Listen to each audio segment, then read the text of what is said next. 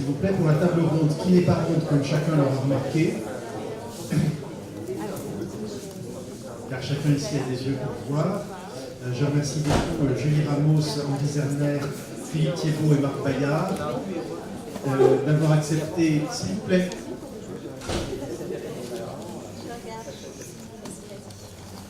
d'avoir accepté ce difficile exercice de passer après Alain Corbin.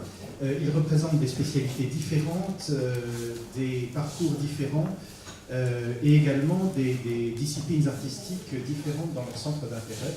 Donc nous attendons avec impatience cette nouvelle remise en cause des temporalités qui va nous arriver grâce à eux. Je passe tout de suite la parole à Julie. Merci Henri.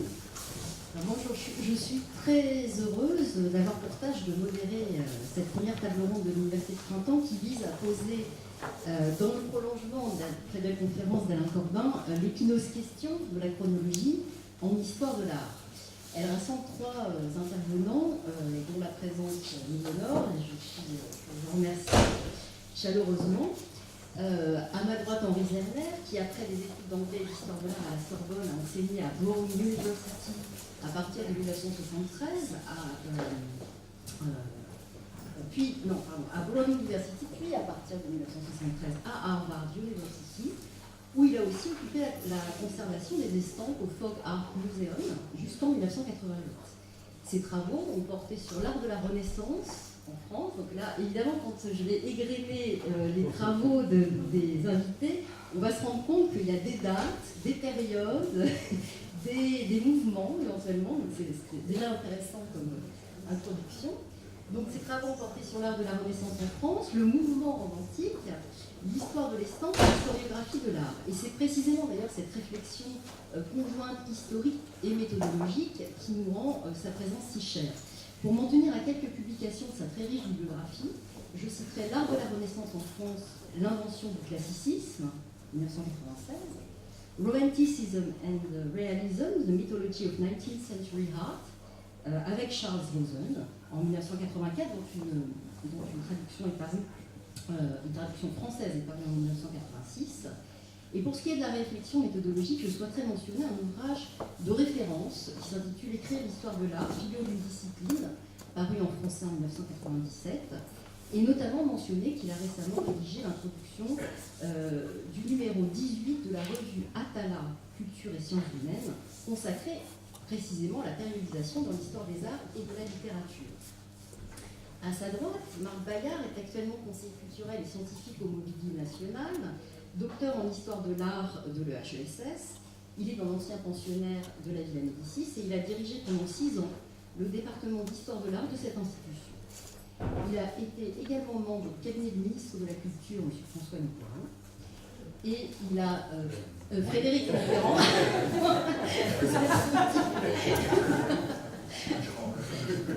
Confusion chronologique.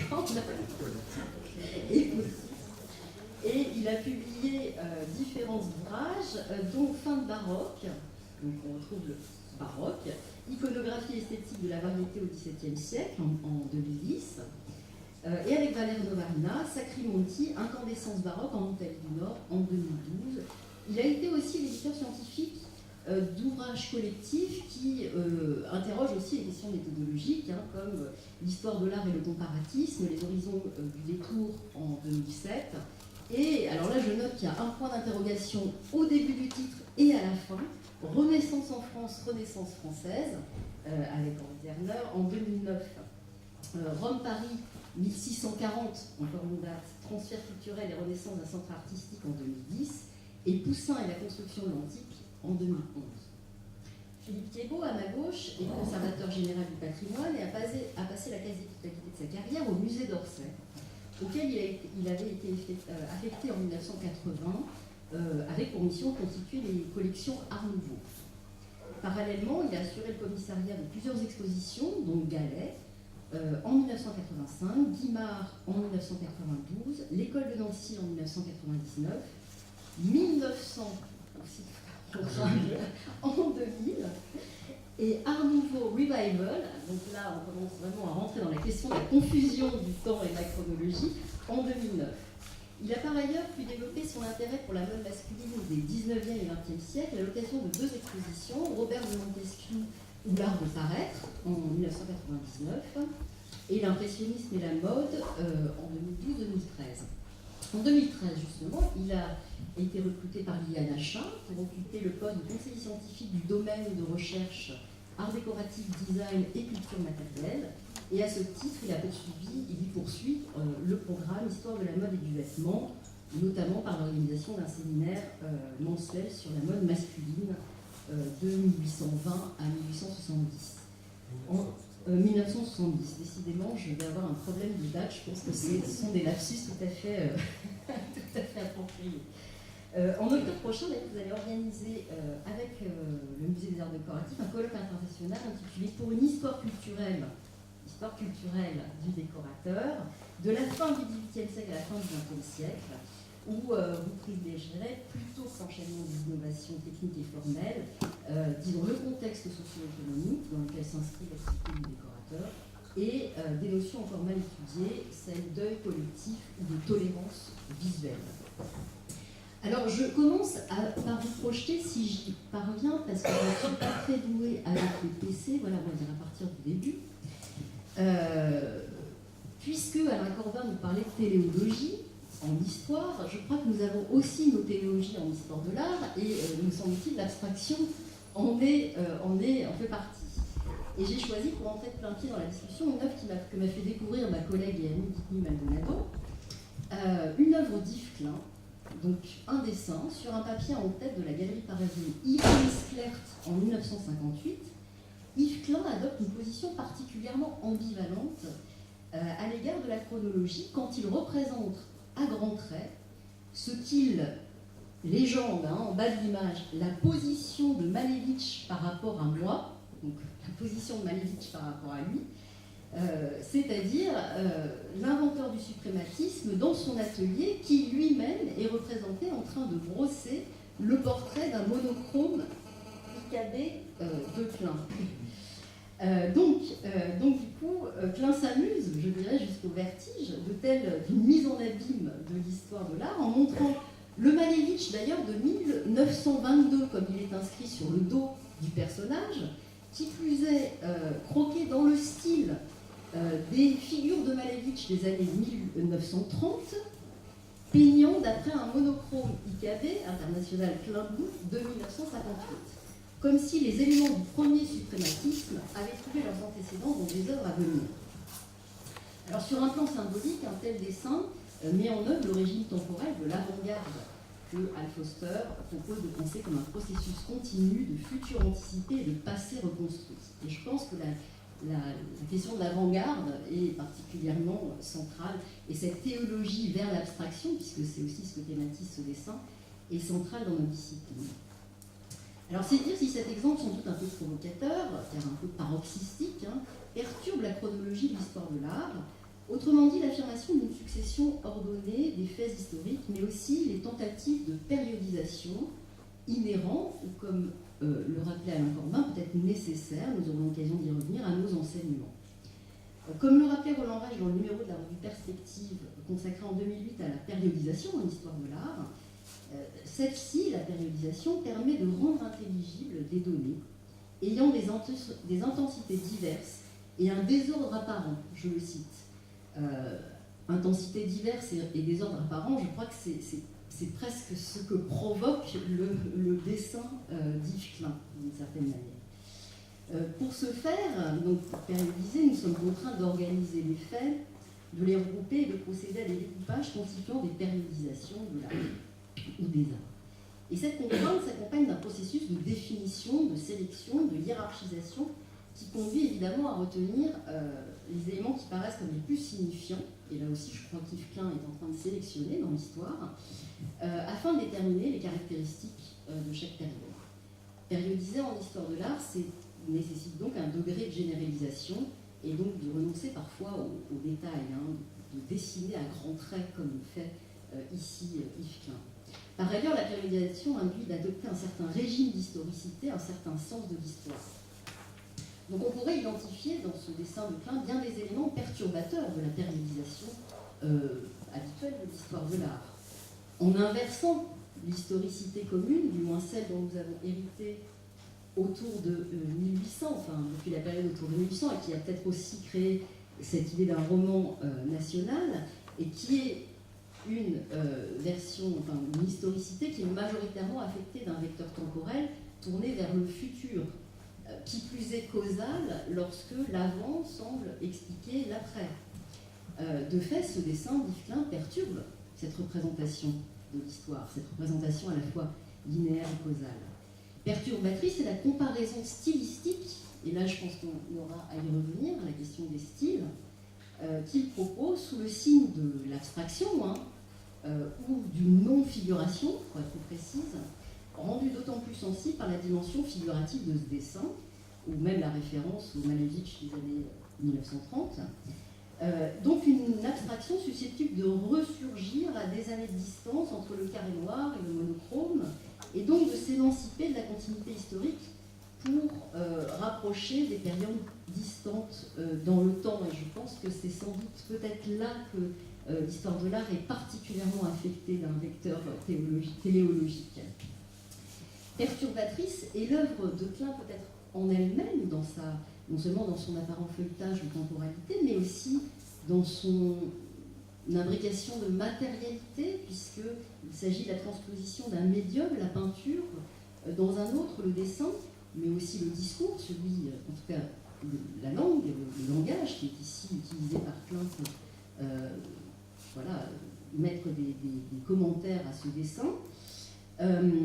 Et d'une certaine manière, comme nous avons deux spécialistes des arts décoratifs, je pense qu'il y a quelques années, nous n'aurions peut-être pas considéré ce dessin d'Yves Klein comme une œuvre majeure de l'artiste, puisque en histoire de l'art, on a aussi une histoire, une chronologie qui est ponctuée par des hiérarchies aussi qui ont souvent placé la peinture bien au-dessus des autres arts. Perturbateur, enfin, cet ironique hommage qui montre bien que l'œuvre de Malevich agit dans le présent d'Yves Klein.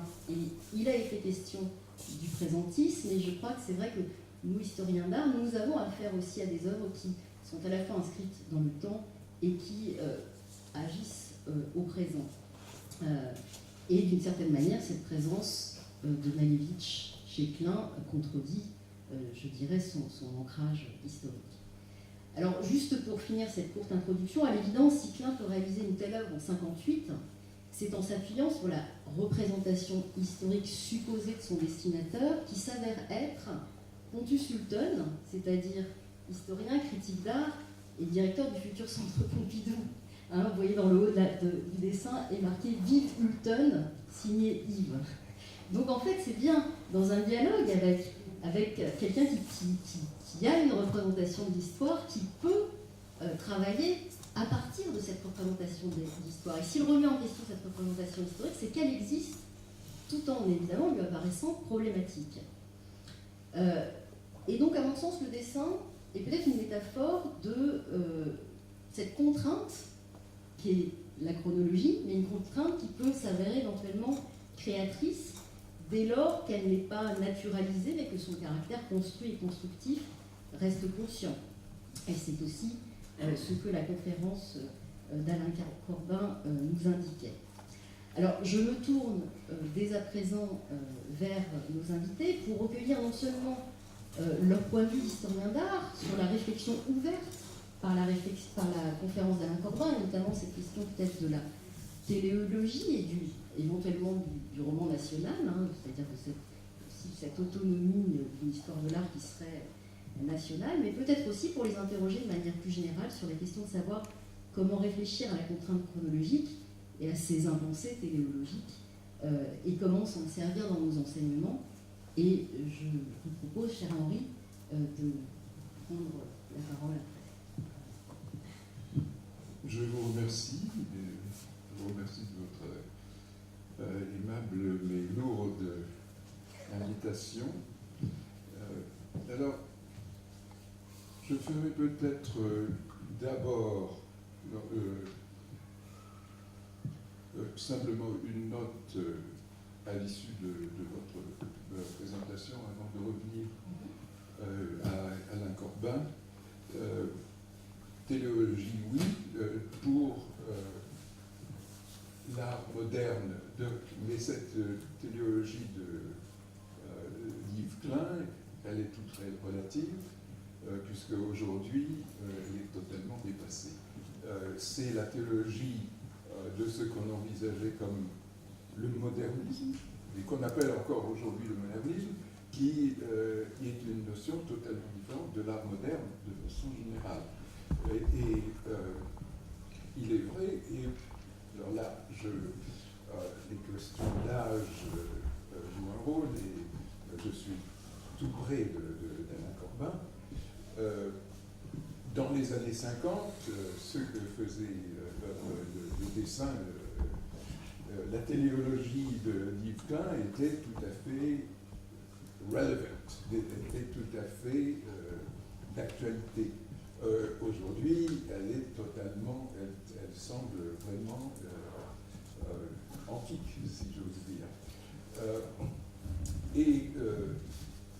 Donc là, pour moi, c'est un souvenir personnel, c'est-à-dire que à l'époque, effectivement, l'abstraction semblait l'aboutissement de l'art moderne. Aujourd'hui, les choses sont bien plus compliquées. Je suis aussi d'un âge comme Alain Corbin, où à l'école, on nous apprenait que notre pays s'appelle la Gaule et que nos ancêtres étaient les Gaulois. Ce qu'on apprenait à l'école également à Alger ou à Oran. Et qui aujourd'hui nous semble tout de même un peu étrange. Donc les choses, le point de vue change énormément au bout d'un demi-siècle. Bon, venons-en à la chronologie et à l'histoire de l'art de façon, et à l'histoire des arts. Alors, tout d'abord, je dois dire que l'histoire des arts me semble tout d'abord une notion problématique, parce que les arts ont des histoires relativement différentes les unes que les autres. Et j'en ai dit un mot à propos de la périodisation. La périodisation de la musique n'est pas la même que celle des arts graphiques ou de la littérature. Et là, il y a un problème considérable. Mais pour en venir à la chronologie de façon générale, ce qui se passe à propos de l'art et des arts en général, c'est que l'art et les arts, les œuvres, sont présentes. Et elles existent dans le présent. Et en même temps, elles charrient le passé et leur histoire. Et là, de nouveau, il y a une différence considérable entre les arts, dans la mesure où, spécifiquement, l'art, c'est-à-dire les arts visuels, ont un support matériel qui change constamment. La Joconde qu'on voit, ou plutôt qu'on ne voit pas au Louvre, a un rapport assez distant avec ce que pouvait être le tableau tel qu'il était dans l'atelier de Léonard de Vinci à un moment ou un autre. Du reste, il devait y changer vraisemblablement. En tout cas, on a eu une démonstration extraordinaire pour la Sainte-Anne de Léonard de Vinci, où on nous a montré qu'au cours de sa présence dans l'atelier de Léonard, elle avait changé, et elle avait évolué, et puis elle a évolué après, et elle a évolué encore récemment, et on la voit de façon très, très différente. Donc, il y a cette présence des objets et leur transformation qui fait que les choses sont constamment mouvantes. Il y a aussi un dialogue de ces œuvres avec les œuvres présentes. Et donc on a un système assez compliqué, on est obligé de tenir compte du passage du temps et en même temps de la présence des œuvres. Donc là, il y a une différence avec l'histoire au sens strict, c'est-à-dire que, alors évidemment, on ne peut pas restituer le passé, Mais en même temps, il n'y a pas la même, je dirais, la même présence du passé dans le présent. La bataille de Waterloo, elle existe, et alors là, je viens à... ça rejoint le discours d'Alain Corbin, qui est que nous avons tendance à nous détacher de l'histoire par événement vers une histoire qui essaie de comprendre quels sont les changements dans l'histoire des mentalités, qui est la grande tradition de l'historiographie française, et dont Alain Corbin représente, je pense, de façon absolument exemplaire. On est passé à une histoire très, très différente. Dans l'histoire, pour revenir alors à l'histoire des arts, et à l'histoire de l'art, qui est en fait le seul aspect que moi je connais réellement, j'étais récemment à quelque chose qui s'appelle la semaine de printemps, où les étudiants en doctorat présentent leur travail et on en discute. Et quelqu'un a présenté quelque chose qui était très intéressant, et avec ce détail que je relève, c'est que Roberto Longhi, qui est un des grands historiens de l'art italien, très tôt dans le siècle, disait déjà que Cézanne permet de comprendre Piero della Francesca, et que, inversement, Piero della Francesca permet de mieux comprendre Cézanne. Et c'est là, je pense que là, c'est vraiment exemplaire des mécanismes de l'histoire de l'art, qui est faite toujours du point de vue d'une multiplicité de temps, et où l'anachronisme est fondamental. Et si on essaie, enfin, il y a une histoire de l'art traditionnelle qui essaie de comprendre les œuvres de façon reconstructive, disons, dans leur temps, et qui s'accompagne du reste de politiques de restauration qui vont dans le même sens, et que aujourd'hui on a fortement tendance à abandonner pour une histoire beaucoup plus relativiste. Et alors, j'ajouterai à ça quelque chose qui m'a frappé dans le discours d'Alain Corbin, et qui est qu'on ne peut pas séparer le temps de l'espace. Il y a le temps-espace, et ça, c'est quelque chose c'est une notion qui, avec Einstein, devrait être très présente. Le temps et l'espace sont fondamentalement liés, et effectivement, de nos jours, on s'en rend mieux compte. Avec la mondialisation, ça prend un sens assez nouveau, mais c'est toujours présent. Alors, je m'arrête. J'ai dit suffisamment de platitude.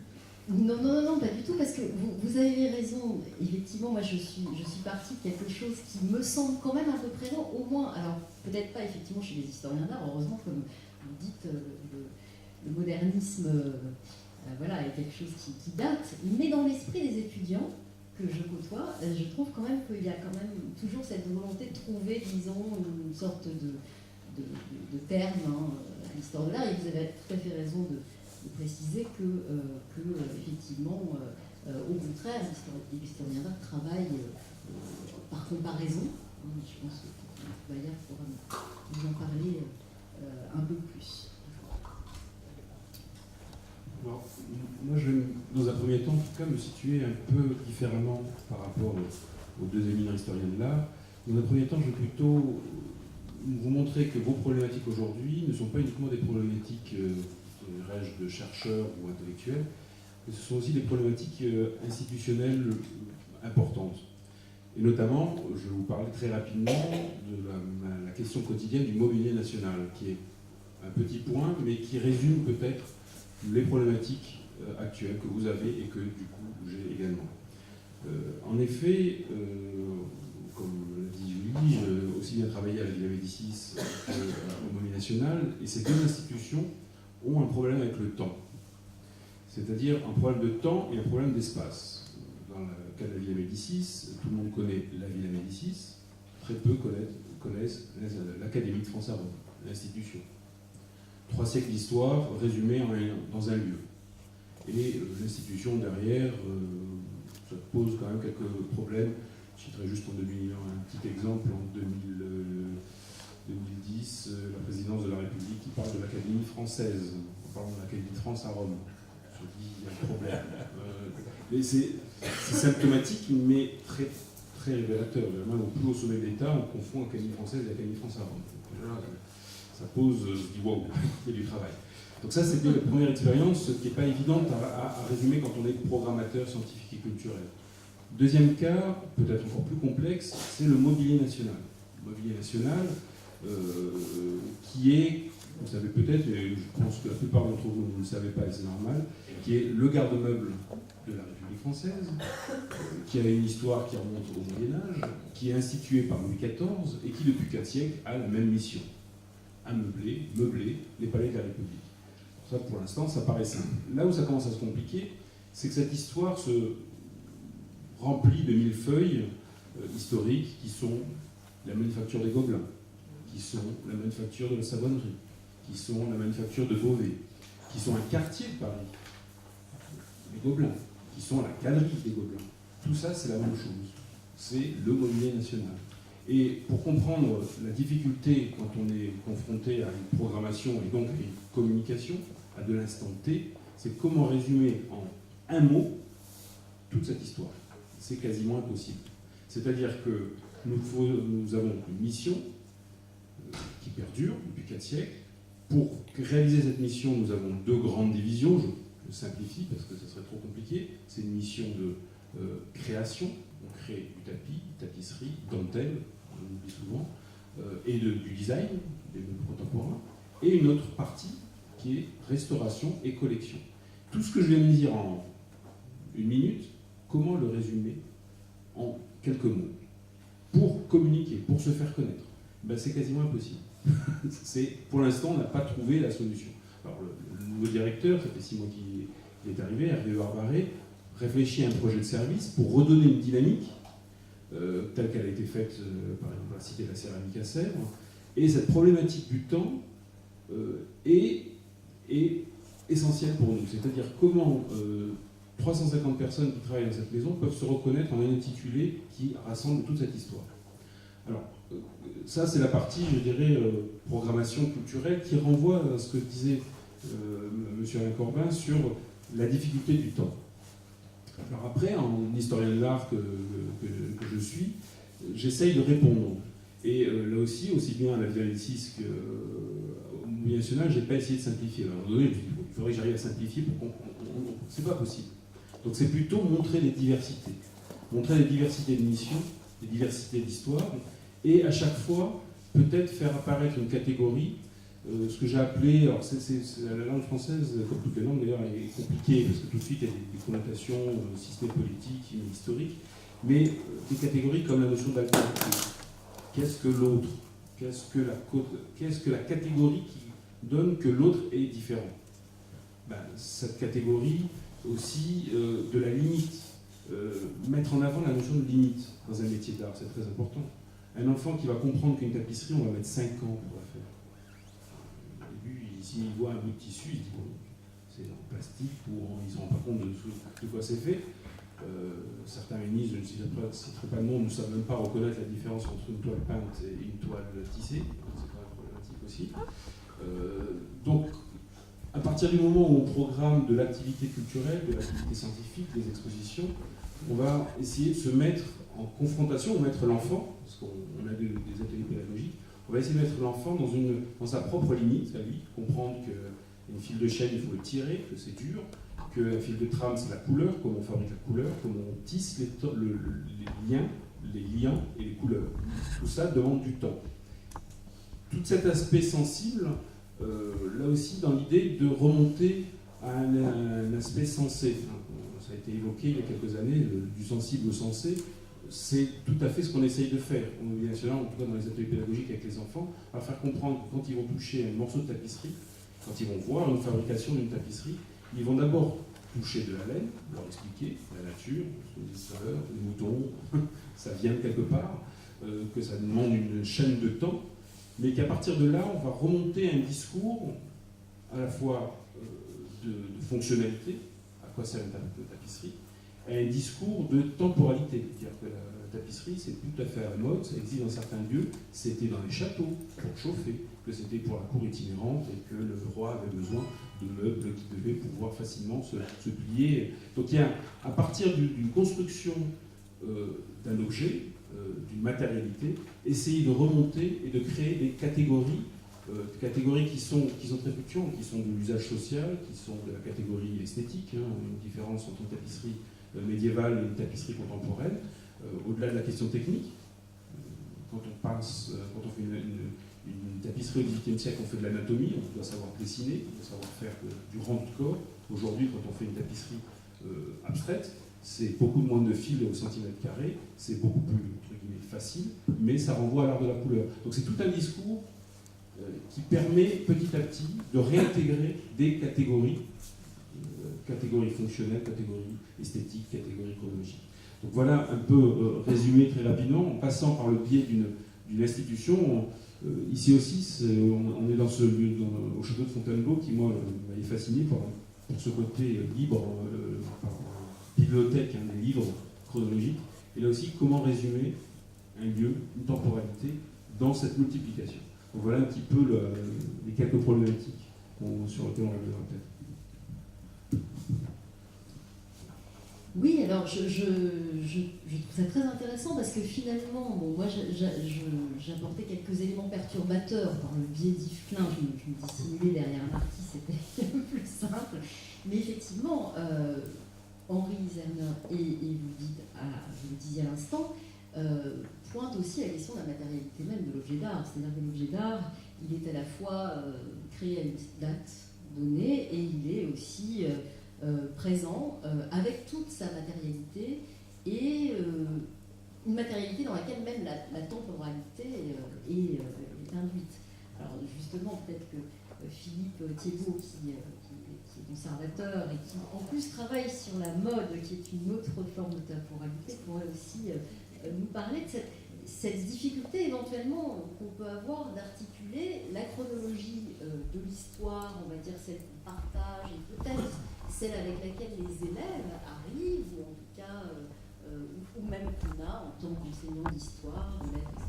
Et comment l'articuler à ces objets singuliers que sont les objets d'art, et même le vêtement. Merci beaucoup Julie. Donc effectivement, moi je voudrais tout de suite enchaîner sur les propos de Marc Bayard, parce qu'il me semble qu'en tant qu'historien des arts décoratifs, les historiens des arts décoratifs ont toujours entretenu, me semble, de mauvais rapports avec la chronologie.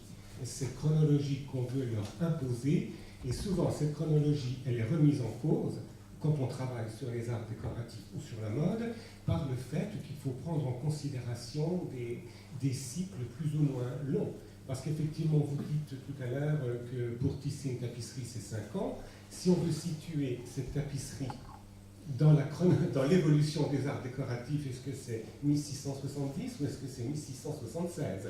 D'autant plus que dans tout le travail des artistes décorateurs, il y a une gestation qui peut passer par le dessin, qui peut passer par le modèle en plâtre, toute une réflexion qui prend du temps, qui infléchit le projet, parce qu'on est véritablement complètement englué, même certaines fois englué, dans les contingences matérielles. Et donc ça, je pense que la matérialité pour l'histoire des arts décoratifs, elle influe forcément sur la temporalité et sur la chronologie de ces histoires des arts décoratifs. Et d'autre part, le problème est d'autant plus aigu, c'est que moi je m'en suis bien rendu compte en tant qu'historien des arts décoratifs, c'est que nous autres, particulièrement historiens des arts décoratifs, on met véritablement, peut-être de manière schizophrénique, toute notre énergie précisément à en remettre sans cesse en question les catégories avec lesquelles le temps a façonné ces arts décoratifs de manière à les rendre intelligibles. une petite remarque tout à fait banale, le style Louis XV, c'est pas le style qui correspond au règne de Louis XV. Hein. Le style Louis XVI, tel qu'on l'entend avec apparition du néoclassicisme, il existe en plein sous Louis XV dès 1760. Donc c'est vraiment des questions qui sont très délicates et que l'on essaie de remettre en cause, mais d'autre part, on est bien obligé de prendre en compte ce découpage chronologique pour aider à situer, parce que une commode, une tapisserie, est-ce qu'une commode, est-ce qu'une tapisserie, est-ce qu'une lampe peut être un point de repère dans une évolution des arts décoratifs qui, par essence, sont des arts multiples. On est dans multiples. Alors, il y a aussi cette autre question. Qu'est-ce qu'on prend comme date? Est-ce qu'un modèle, c'est la date de création du modèle, mais un modèle a pu être édité de nombreuses années, son édition a pu être interrompue, elle peut reprendre, donc c'est le phénomène des rééditions. Pourquoi dans les années 1980 on tenait à rééditer de manière tout à fait scandaleuse, parce que ça n'a absolument rien à voir avec les originaux, les sièges de Macintosh conçus en 1901. Donc il y a toute cette problématique qui est à prendre en considération. Et est-ce qu'un objet peut véritablement être un marqueur du temps? Je pense que c'est la question la pire qui se pose aux historiens des arts décoratifs. Est-ce qu'on peut dire que tel objet est véritablement représentatif du style Louis XV?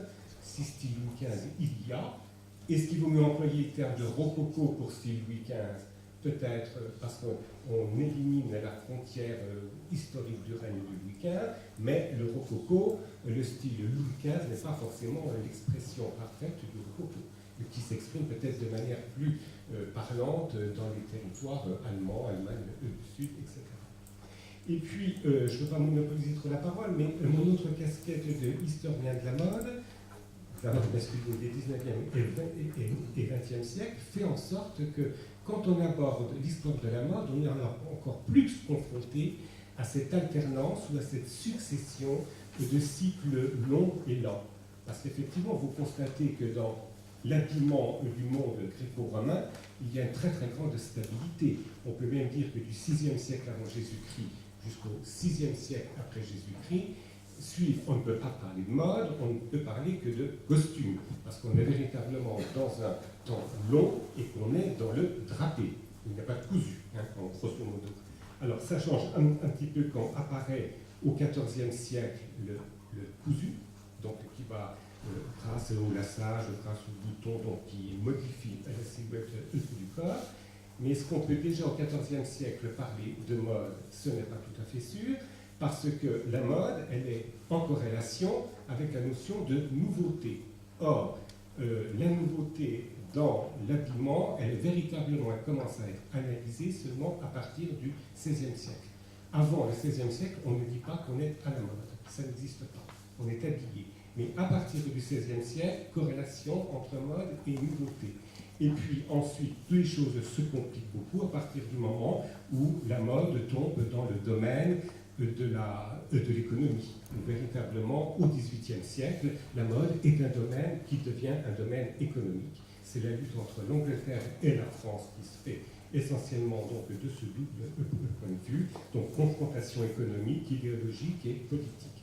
Donc qui influe effectivement, qui oblige à prendre d'autres critères d'appréciation qui ne sont pas forcément liés au temps, effectivement. Parce que le temps dans la mode est plutôt des cycles très très longs, parce que finalement on pourrait bien dire que dans la mode masculine,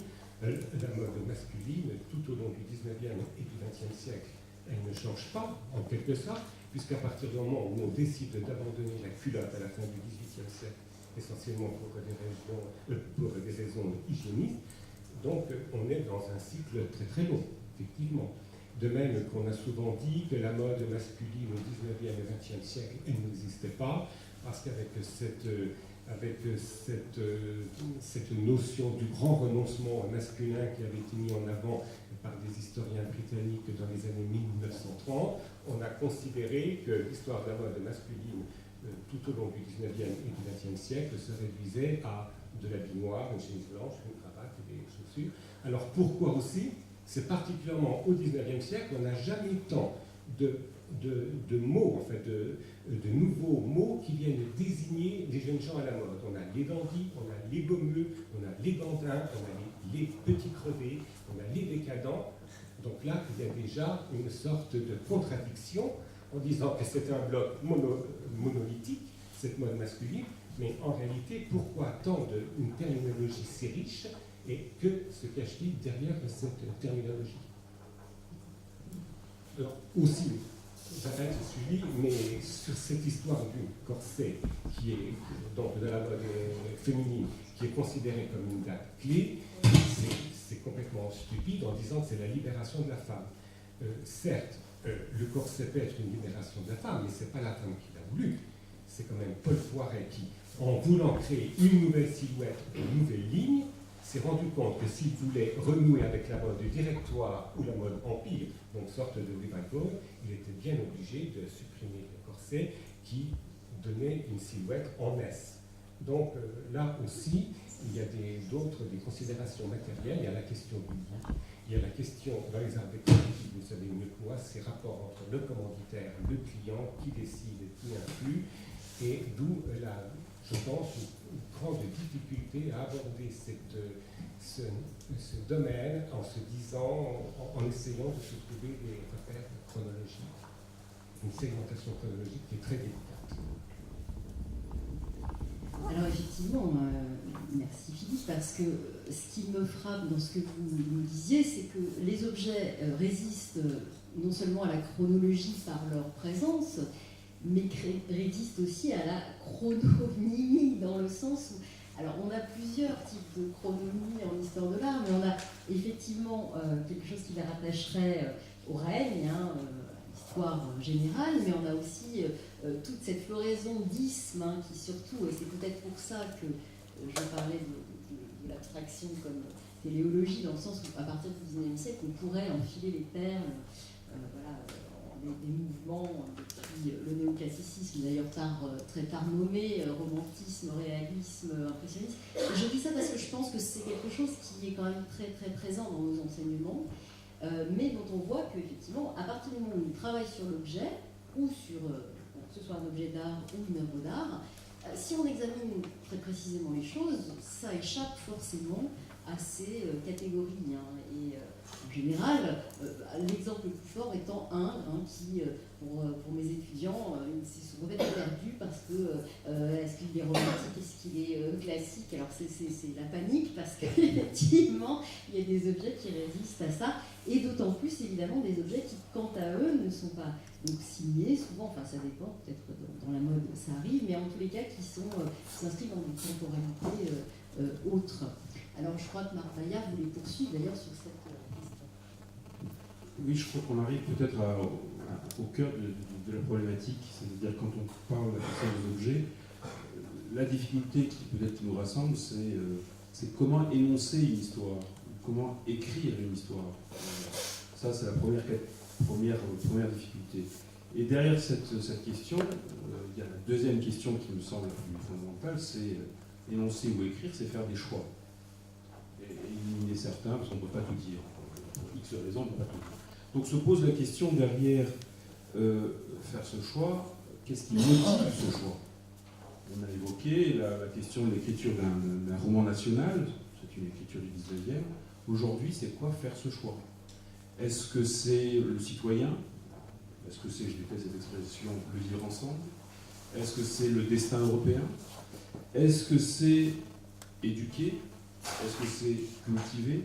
C'est peut-être ça qu'il faut se poser la question, parce qu'il est évident que dans l'enseignement, quel qu'il soit, à l'école, au lycée, à l'université, on ne peut pas tout dire, on peut être multiple, on pourrait être 1000 enseignants, on ne pourrait pas faire l'histoire universelle de l'histoire des arts, je crois qu'on n'y arriverait jamais, ou ce serait vraiment très long. Mais à un moment donné, c'est se poser la question du choix et vers quoi, en tout cas moi c'est ma problématique, dans les arts décoratifs et dans la transmission que je dois donner à des enfants, qu'est-ce que je dis et qu'est-ce que j'élimine. C'est une responsabilité qui est très lourde. Après, il y a des contingences matérielles, du personnel formé et autres. C'est quelle est l'essence de ce que je veux donner à un enfant qui va venir pendant 2 heures au milieu national. Et je pense que c'est peut-être la question même que vous posez, que transmettre et quel choix. Je ne sais pas s'il y a des réponses.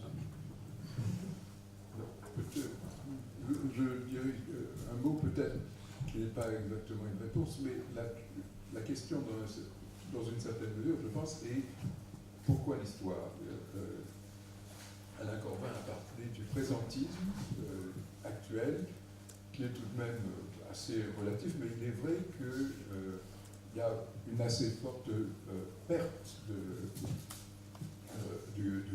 disons de mémoire. Je vois que, alors, moi j'ai enseigné essentiellement à un niveau pas eu tellement d'enfants. Mais j'ai fait un cours récemment avec un collègue, Benjamin Bucot, qui est un contemporaniste, parce que j'avais envie de faire un cours avec lui sur les années 1960. Et je me suis rendu compte que les étudiants qui s'intéressent à l'époque, disons, postérieure à la Seconde Guerre mondiale, étaient vraiment très très ignorants du passé artistique. Et en particulier, ils considéraient comme des idées extraordinaires, des choses qui traînent depuis 1800. Ça, c'est tout de même. Je trouvais qu'il était tout de même bon qu'ils le sachent. Mais pourquoi? Et c'est là que je pense que ça, c'est vraiment important. Pourquoi l'histoire? Et la façon dont moi je le résume, c'est de donner en fait une profondeur au présent. C'est-à-dire que le présent n'est pas une chose complètement plate, mais qu'il charrie toutes sortes de choses et surtout, et avant tout, toutes sortes de valeurs. Et c'est là où les choix interviennent. Alors je reviens à cette question de choix. Et ces choix, en dernière analyse, sont idéologiques. Et ça, je pense qu'il faut le dire franchement, honnêtement. Alors quand on se tourne par exemple sur l'histoire de la fin du XIXe siècle, on est à la fois obligé de tout envisager et en même temps de prendre parti. C'est-à-dire qu'entre quelqu'un comme Cézanne et Baudry, je pense que Baudry est un artiste de grand talent, mais il incarne des valeurs idéologiques qui sont radicalement, profondément différentes de celles de Cézanne. Et moi, je pense qu'on est obligé de prendre parti, même si on s'intéresse à Baudry, comme je l'ai fait moi-même, et qu'on pense que ça a un réel intérêt. Mais pour le temps, les valeurs que charrie Cézanne sont plus importantes pour le temps présent que celles de Baudry. Mais ça n'est pas nécessairement l'avis de tout le monde. et donc, là, les choix engagent la responsabilité. Oui, vous faites bien de parler de et précisément de cette période, de cette opposition qu'on a pu faire entre, alors, allez, on va le dire de manière très très caricaturale, les pompiers et les modernes, puisque précisément, il a été question de cette articulation entre le temps et l'espace, et quel lieu, et je pense que quand on enseigne, on fréquente les musées, quel lieu déploie cette histoire de l'art dans l'espace, si ce n'est le musée. Et évidemment, l'ouverture du musée d'Orsay en 1986 a mis en lumière, en tous les cas, la dimension idéologique de l'histoire de l'art, qui n'est effectivement, je pense, comme vous, on n'est pas du tout un gros mot, hein, c'est-à-dire je pense qu'il faut l'assumer, mais qui évidemment a révélé sur les cimaises d'Orsay tout un tas de peintres qui échappaient à l'histoire de l'art qu'on avait enseignée, justement cette histoire de l'art moderniste. Et donc en fait, cette mise en espace, alors aujourd'hui les musées, justement, peut-être se posent des questions assez proches de celles des historiens d'art, dans le sens où on voit bien que dans le musée, il y a une alternance entre les accrochages chronologiques, alors par école, ce qui nous amènerait aussi dans la question des nationales, hein, évidemment, par thématique, mais aussi parfois en mêlant œuvres contemporaines et œuvres anciennes. Hein. Donc je pense que le musée est un bon baromètre des questions qui se posent aux historiens d'art à l'égard de la chronologie. Et peut-être que, évidemment, sur le musée d'Orsay, je ne peux que passer la parole à...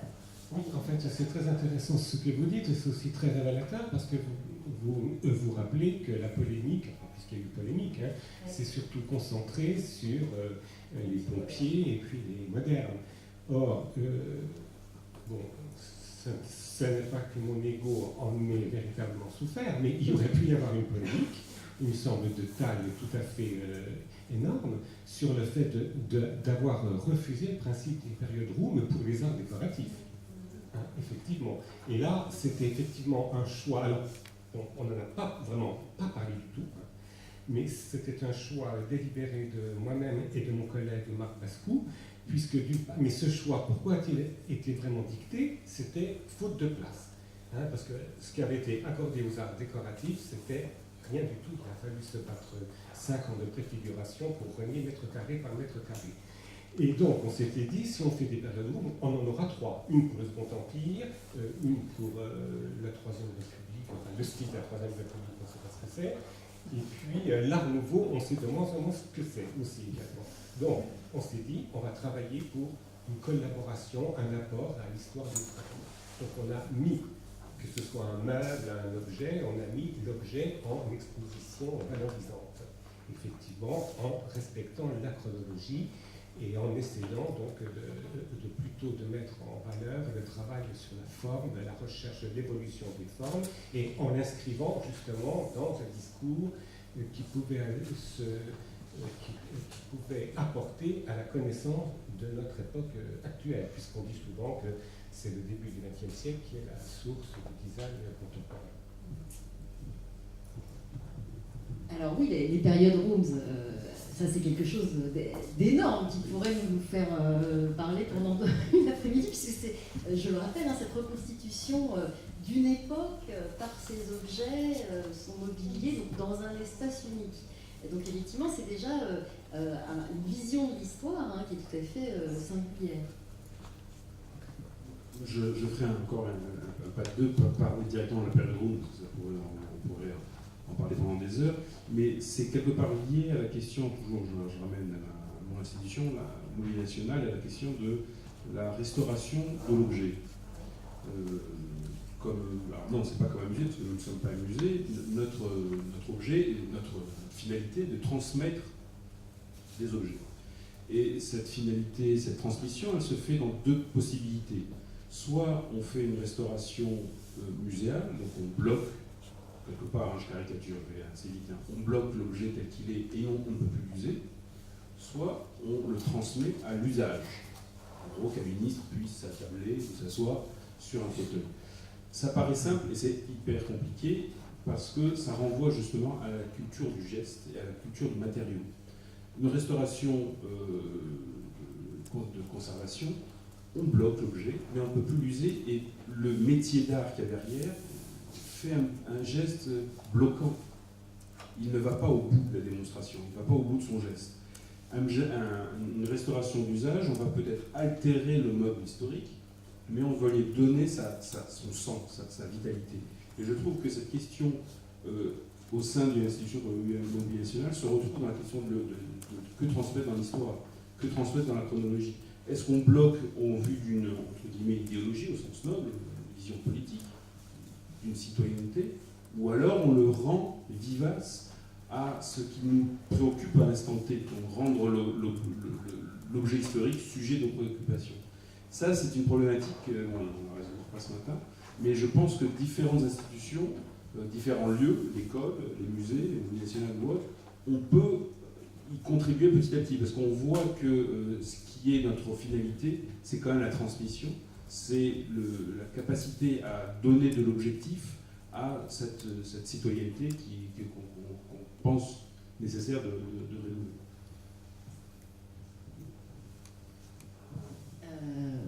Oui, et c'est finalement, si vous nous parlez des objets d'art, je pense que ça concerne tout autant les peintures et les œuvres d'art, parce que de fait, le musée a très vite été considéré, enfin, je veux dire, dès sa création, les débats ont été ouverts, c'est-à-dire c'est un mouroir pour les nous a pour Wes une résurrection dans le sens éducatif du terme.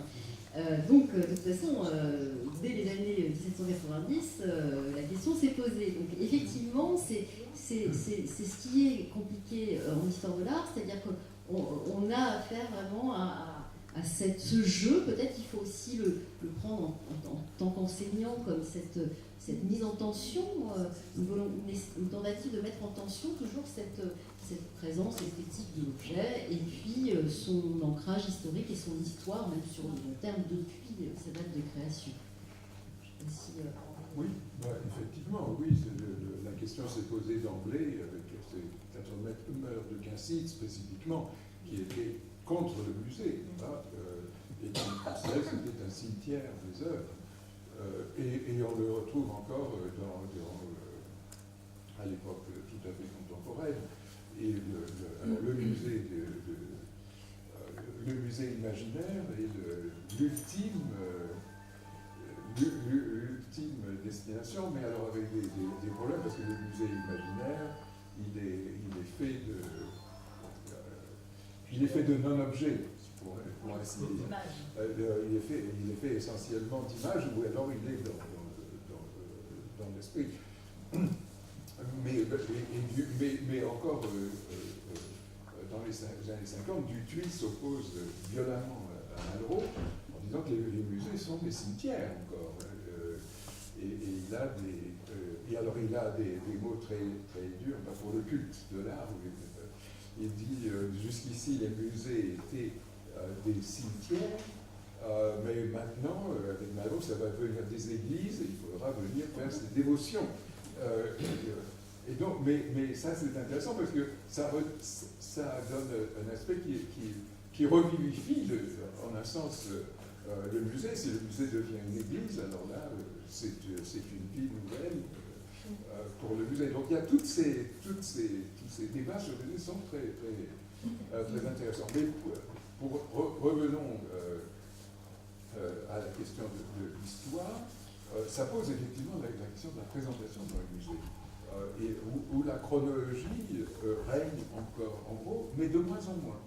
Et où de plus en plus de musées, surtout les petits musées, qui ne sont pas capables de faire une chronologie un peu responsable, disons, recourent à la thématique. Et là, ça a des avantages, mais en même temps, pour ce qui est de l'éducation, surtout les petits musées étant les musées où beaucoup d'élèves vont aller, la perte des repères chronologiques, il y a une question de responsabilité vis-à-vis de l'enseignement et certainement une question qui vaut la peine d'être posée. Alors, en même temps, en préparant cette table ronde, j'ai constaté deux choses un peu contradictoires. Effectivement, cette tendance plutôt à rendre présent les œuvres d'art par tout un tas de biais qui ne passeraient pas par la chronologie. En même temps, j'ai reçu par la poste le dernier Becherel, la chronologie de l'histoire de l'art, où là, on a éliminé les ismes, parce qu'effectivement, les ismes, ça semble assez problématique, et tout est organisé par date. Et ce sont les dates qui sont, qui sont des dates qui sont celles d'une œuvre en général. Voilà, donc c'est une série de dates, donc une sorte de neutralité. Et juste, peut-être dans ce sens-là, puisque je sais que, alors j'ai pu faire que quelques incursions dans ce colloque, mais récemment, il y a eu un colloque organisé par Jérémy Serment sur les années 1910, avec le Mobilier National, où Marc Bayard et Philippe Thiebaud étaient. Donc peut-être que j'ai envie de leur demander, cette appellation année, parce que j'ai l'impression qu'on retrouve quand même un petit peu la question des dates et qu'elles redeviennent un peu cet espace de neutralité, comme ça, enfin de supposée neutralité. Alors là, je pense que vous ne contrariez pas que cette question des années 1910, je ne sais pas si c'est véritablement en liaison avec une chronologie, avec une volonté de date, mais c'était tout simplement qu'on s'est rendu compte pour les chercheurs qui travaillent sur la fin du 19e siècle, sur le début du 20e siècle. Moi, par exemple, quand j'ai commencé à travailler sur l'art nouveau au début des années 70, il était présenté comme une rupture, une tabula rasa. Bon, c'était un choix.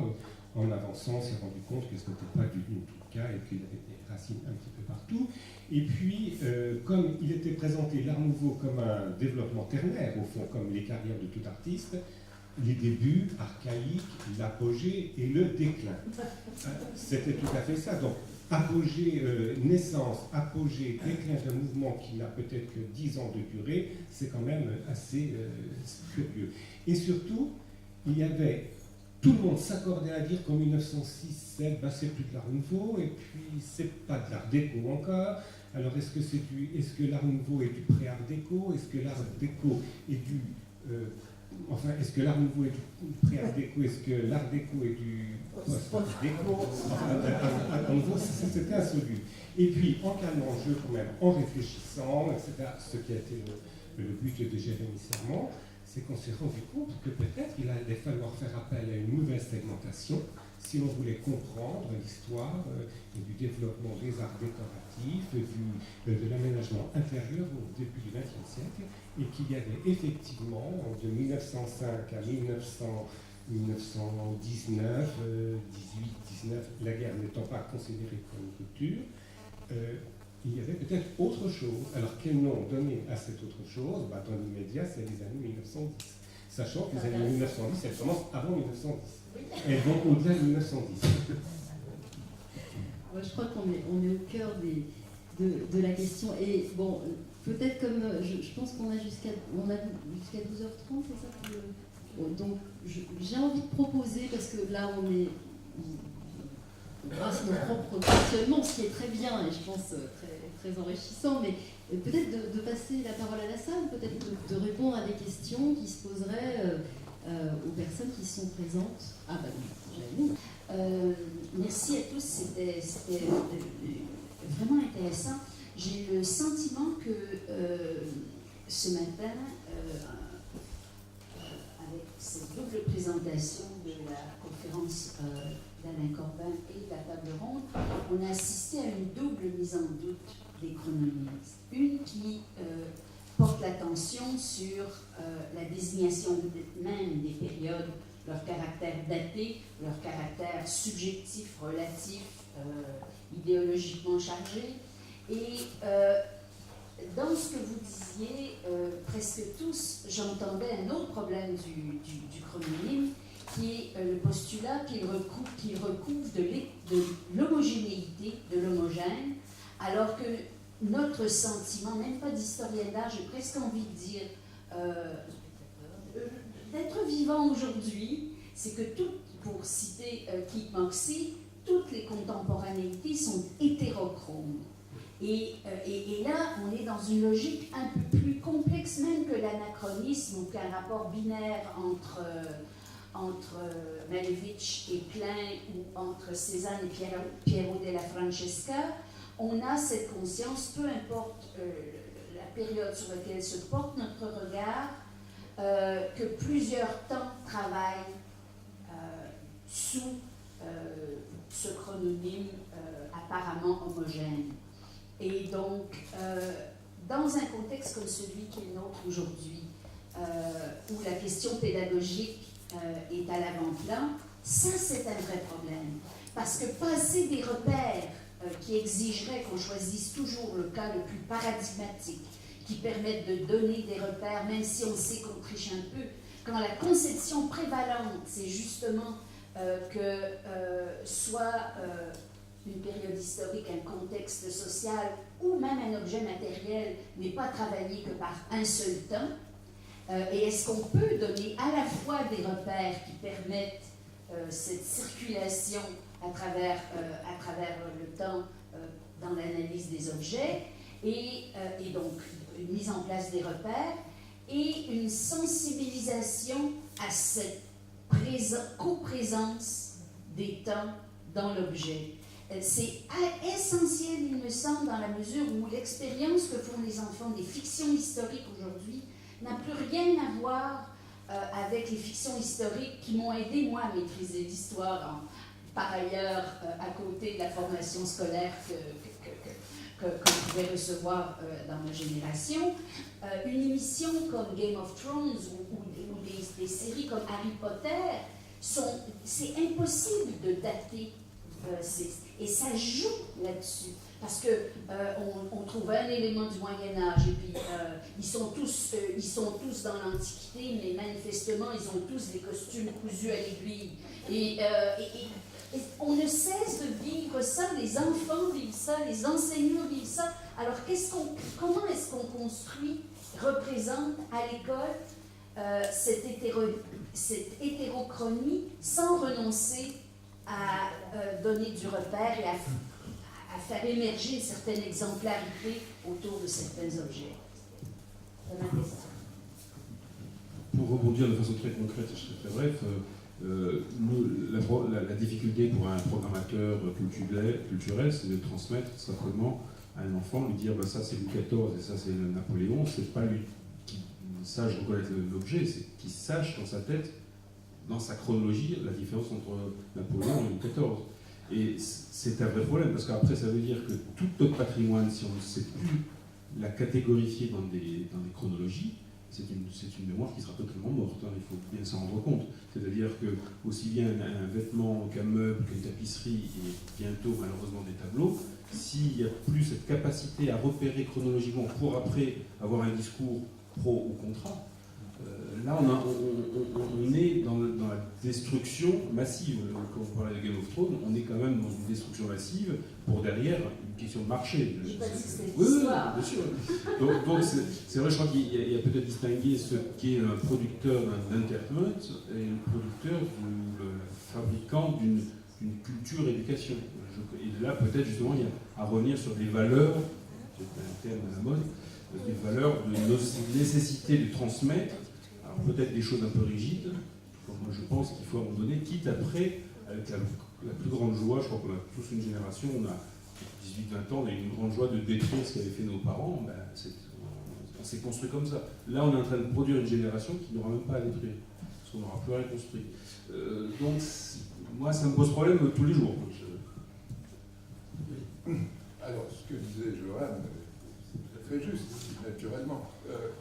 On a en même temps des choses totalement disparates. Je pense que pour clarifier les choses, il est important que l'enseignant ait clairement en tête la différence entre la chronologie et l'histoire. Dans la tradition, une chronique et une histoire sont des choses totalement différentes. Et ça, c'est quelque chose qu'on oublie un peu. Mais de façon pratique, pas mal d'ouvrages ont à la fin une chronologie avec des repères de temps spécifiques entre la politique, ce qui se passe dans la littérature, ce qui se passe dans les arts.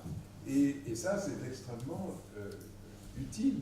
Et là, de façon pédagogique, et non pas pour dire que à un moment donné, tout est homogène, mais qu'il y a des temporalités différentes qui se développent de façon multiple. Et ça, c'est faisable comme ça, dans une certaine mesure. C'est de façon pratique. Oui, mais je crois vous parliez de la question des valeurs, c'est-à-dire dans l'enseignement d'histoire. C'est-à-dire que c'est vrai qu'on pourrait du coup peut-être partir de Game of Thrones pour montrer que ces images-là fonctionnent d'une certaine manière, mais ce qui est certain, c'est que comme elle s'autonomise, enfin, en tous les cas, elle crée un monde comme ça dans lequel on peut s'immerger, avec grand plaisir, hein, et que précisément, peut-être, je ne sais pas, si on est historien de l'art, après, évidemment, c'est très... on débat longtemps, mais c'est qu'on a aussi envie que je vais dire le monde des images, hein, au sens, et des objets, fasse partie de la société, enfin, que ça soit quelque chose qui ait sens, qui fasse sens, et que ça a une dimension politique, enfin, aussi, de penser comme ça. Je peux ajouter une chose sur la question de... alors vous parliez de ce montage extraordinaire dans les séries, mais ça n'est pas particulier à notre époque. Prenez un retable religieux de la Renaissance, vous avez un méli-mélo extraordinaire de costumes contemporains, d'antiquité, de tout ce qu'on veut. C'est le même, ça n'est pas particulier à... Mais qu'est-ce qu'on montre à l'étudiant? Est-ce qu'on lui dit qu'à la Renaissance, il y a cette construction pyramidale très caractéristique, comme le font les guides d'introduction généraux, quelques traits stylistiques qui permettent de dire voici un tableau de la Renaissance, ou si on lui dit voilà, dans ce Botticelli, au même moment où il y a les fresques qui se font au Vatican, dans ce Botticelli, il y a une influence des calendriers du Moyen-Âge qui travaillent en même temps qu'il y a une influence de la statuaire antique. Il y a de l'hétérochronie là, et c'est cette. Peut-on enseigner les deux? Peut-on passer les deux? Il le faut. Il le faut. Ben, c'est peut-être là où il faudra être inventif. C'est peut-être là où on sera inventif, peut-être pas en restant dans un enseignement de la chronologie, mais dans un enseignement éventuellement de l'hétérochronie. Mais il faut le faire, c'est-à-dire prendre ce parti. Éventuellement. Et puis je pense qu'il y a des parallèles tout de même pour rester donc dans cet exemple de Game of Thrones. On peut très bien, donc c'est tout ce fourmillement de références à des civilisations, à des formes, à des costumes, etc. On peut très bien, d'une part, je pense que c'est quand même très spécifique au monde des séries. C'est quand même quelque chose qu'on peut bien limiter tout de même dans le système de production. Et puis on peut très bien faire des références à l'éclectisme du 19e siècle. Hein. On en est vraiment... Là, il y a des décors, vous pouvez trouver des grands décors. L'hétérochronie, ce n'est pas l'historicisme. Oui, mais on a souvent des résultats qui sont quand même visuellement assez proches, je trouve. Et peut-être que ça dit quelque chose du rapport au temps.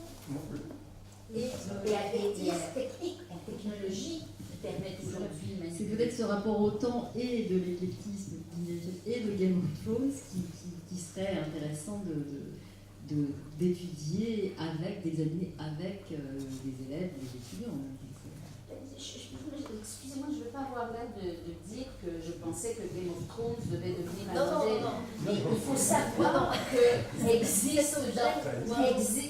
c'est ce dont on nourrit le regard contemporain.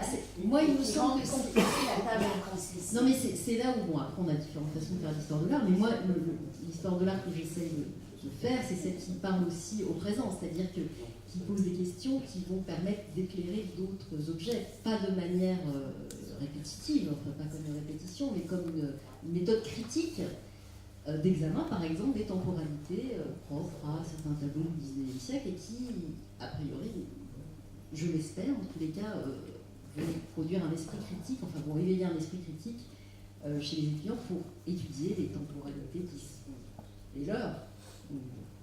Peut-être que c'est dans ce sens-là qu'on peut se... En tout cas, que j'aurais envie, moi, en tant qu'enseignante, d'aller. Mais il y a peut-être d'autres questions.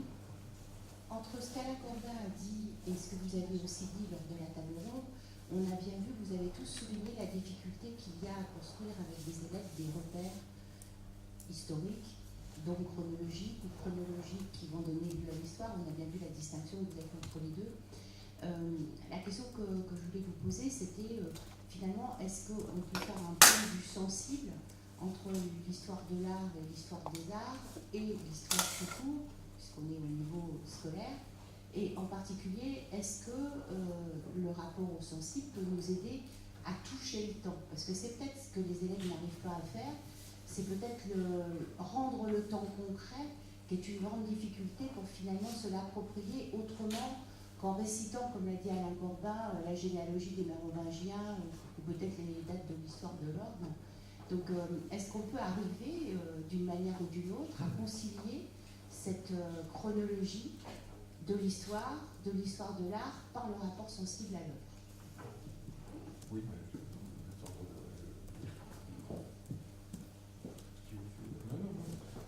Merci pour cette question, parce que là, c'est plutôt une expérience qui est en train d'être menée en cours par plusieurs institutions parisiennes. En fait, c'est l'Institut national des métiers d'art qui a une commission pédagogie et qui a comme président de la commission Olivier Gabé.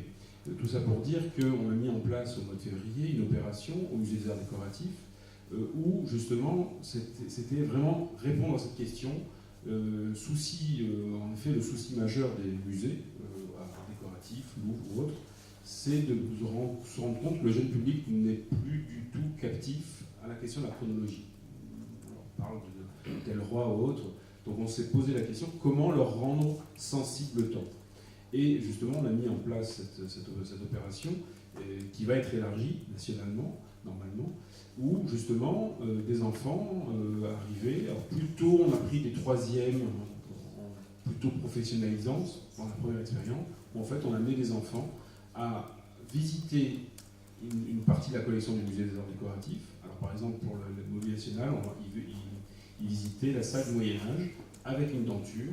Après ils allaient en atelier pédagogique devant un métier à tisser, où petit à petit on essayait de leur faire comprendre que ce qu'ils voyaient, ce n'était pas uniquement des représentations, ce n'était pas des objets comme des voix à la télé, mais qu'il y avait des êtres humains qui les avaient fabriqués, et ils voyaient en direct le processus de fabrication.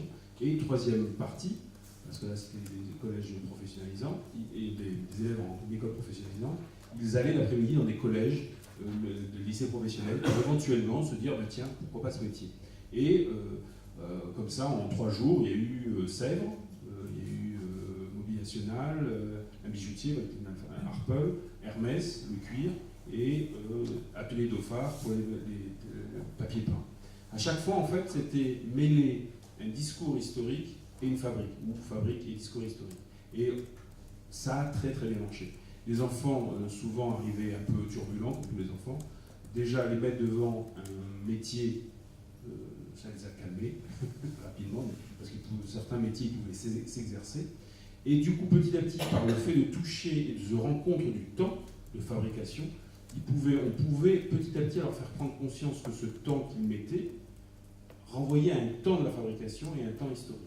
Alors, je ne sais pas si ça a marché totalement dans leur esprit. En tout cas, nous, c'est l'objectif.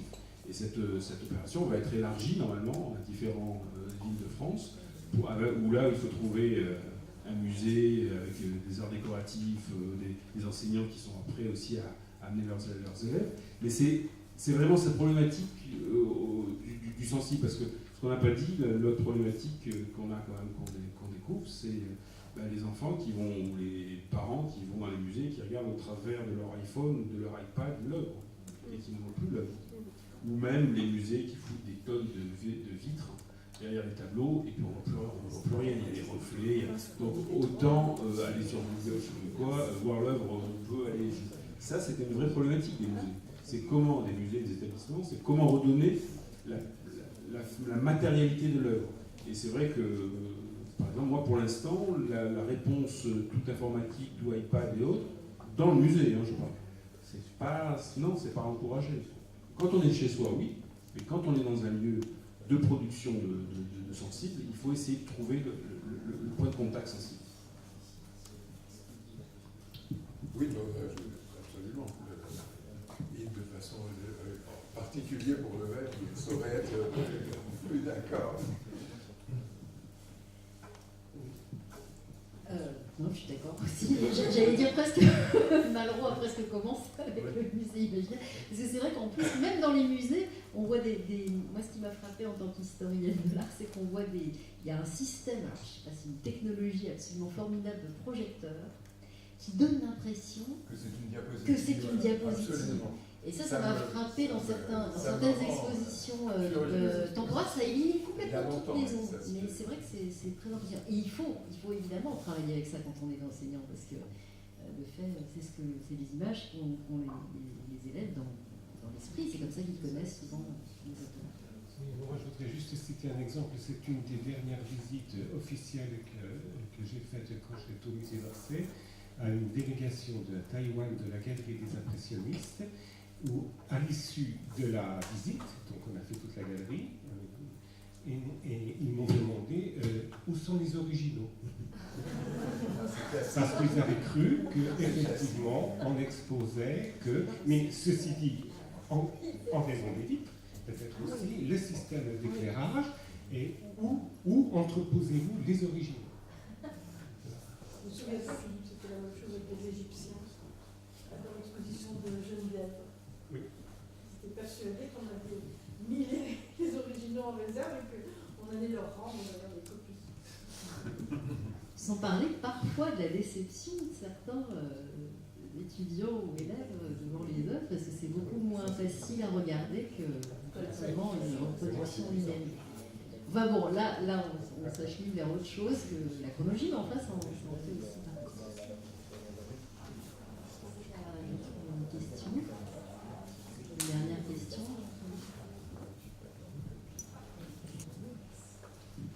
Ce que vous dites sur la question des originaux et des copies me rappelle le cahier des charges de la dernière restauration de la salle Pleyel, à l'époque où elle était encore une salle de concert classique, comme on dit. Le cahier des charges qui a été posé au cabinet, je me souviens pas le nom, un cabinet japonais d'acousticiens, était de donner à l'acoustique une configuration qui soit conforme aux habitudes d'écoute d'une génération qui écoute essentiellement de la musique compressée en MP3, c'est-à-dire avec un médium relativement peu fin et peu présent, des basses et des aigus extrêmement gonflés. Donc finalement, une salle de concert devait ressembler à de la musique compressée. Et ce que vous dites sur l'éclairage de certaines expositions, nous nous rendons évidemment tous compte, renvoie quand même à un mode, me semble-t-il, assez tordu de rapport à l'œuvre d'art, où finalement l'œuvre d'art devrait ressembler à son image, que cette image soit sonore ou qu'elle soit... donc, un jour, peut-être qu'on demandera à des projecteurs, si nous nous habituons de plus en plus à voir des images extrêmement pixelisées, puisque, contrairement à ce qu'on dit souvent, nous n'allons pas toujours dans le sens de la haute définition, peut-être un jour nous demandera-t-on dans les musées de réaliser des projections qui reproduisent une image un peu moins fine, un peu moins précise, où on ne voit pas trop le coup de pinceau, et où on aurait plutôt une image pixelisée parce que le public demanderait ça en ayant l'habitude, je caricature naturellement, mais on arrive finalement à une vision comme ça. Et j'ai été assez sensible à ce qui a été dit de la question de la matérialité. Je ne suis pas sûr que ce soit effectivement le moyen de rendre aux élèves des repères, mais en tout cas, il est vrai que nous sommes dans un monde, je ne sais pas si c'est vraiment la question du présentisme, mais où le commerce de l'image ou de l'audio ou de l'audiovisuel rend très difficile, je trouve, le contact, de restituer un contact avec les œuvres ou avec même une notion d'époque de production, puisque tout est finalement pris dans une gigantesque encyclopédie numérique où tout est finalement, sinon rendu présent, du moins rendu image. Et du coup, la question de l'hétérochronie, c'est-à-dire comment arriver à enseigner une hétérochronie quand il n'y a déjà pas de conscience de la chronie.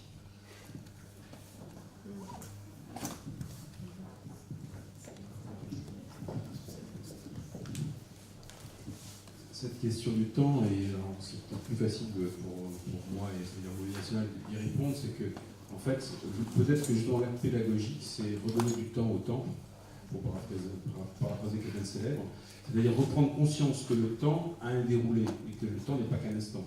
Au Union nationale, on a créé le mouvement Slow Made, fait avec le temps nécessaire, pas fait lentement. C'était justement redonner à la dimension de toute personne le fait de se retrouver son identité dans du temps long. Une tapisserie, encore une fois, ou un meuble, ça prend plusieurs semaines, plusieurs mois, plusieurs années, et c'est dans ce geste de création qu'on retrouve son identité. C'est pas dans la consommation immédiate, mais c'est dans la fabrication, la conception, la réalisation. Donc ça, c'est une des voies qui est proposée pour se rendre compte que, au-delà de la temporelle, de la chronologie, il y a un temps, et un temps d'élévation, un temps d'échec, un temps de réussite, un temps d'appréciation, et que ça se fait naturellement face à un bel objet d'art, un beau meuble, une belle tapisserie. Oui, alors je pense qu'on va finir sur cette idée du temps qu'on doit passer à enseigner, parce que je crois qu'effectivement, on a tous des expériences voilà, où ça résiste, hein, et heureusement d'une certaine manière que ça résiste du côté de nos étudiants ou de nos élèves, mais que la beauté justement de l'enseignement, c'est de passer ce temps à transmettre une certaine passion, des interrogations, et en général, moi j'ai plutôt je ne sais pas si je suis très optimiste aujourd'hui, mais j'ai l'impression que ça passe, quoi, et que du coup, il y a quand même une certaine attente et une curiosité de la part des étudiants, en tous les cas à l'université, des élèves je le connais moins, mais qui ont envie de cette altérité finalement, parce que c'est aussi une forme d'altérité, d'aller dans une histoire une sorte d'exploration, hein, qui peut être enseignée comme une forme d'aventure, et je crois que c'est ce qui nous rassemble tous dans cette tâche. Donc je vais remercier très chaleureusement Marc Bayard, Henri Zerler et Philippe Thiebaud, ainsi que l'auditoire pour le moment. Merci.